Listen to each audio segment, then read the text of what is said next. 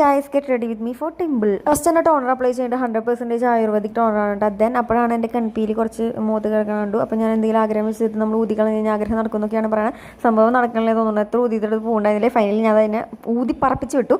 Next moisturiser, പിന്നെ അത് കഴിഞ്ഞിട്ട് ഐ ഷാഡോ, അതൊക്കെ കഴിഞ്ഞിട്ട് കണ്ണ് എഴുതുന്നുണ്ട്. നല്ല വിടരുന്ന കണ്ണുകൾക്ക് വേണ്ടിയിട്ട് മസ്കാരയും കൂടി അപ്ലൈ ചെയ്യേണ്ടത്. ദെൻ കമ്മലൊക്കെ ഇട്ട് സിൽവർ കമ്മലാണ് ഇട്ടിട്ടുണ്ട്. അടുത്തതായിട്ട് ഇനി മുടിയാണ്. മുടി കുളിച്ച് കഴിഞ്ഞപ്പോൾ നല്ല ഭംഗിയിൽ ഇങ്ങനെ വേവി ആയിട്ട് കിടക്കുന്നുണ്ട്. കുറച്ച് ഡേയ്സ് ആയിട്ട് ഇപ്പോൾ ഭയങ്കരമായിട്ട് ഹെയർ ഫോൾ ഉണ്ട്. അപ്പോൾ അതുകൊണ്ട് തന്നെ ഞാൻ ഹെയറിൽ ഒരു പാക്കോ അപ്ലൈ ചെയ്യാറില്ല, വെറുതെ നനയ്ക്കാണ് ചെയ്യാറ്. ഷാമ്പു പോലും അപ്ലൈ ചെയ്യാറില്ല.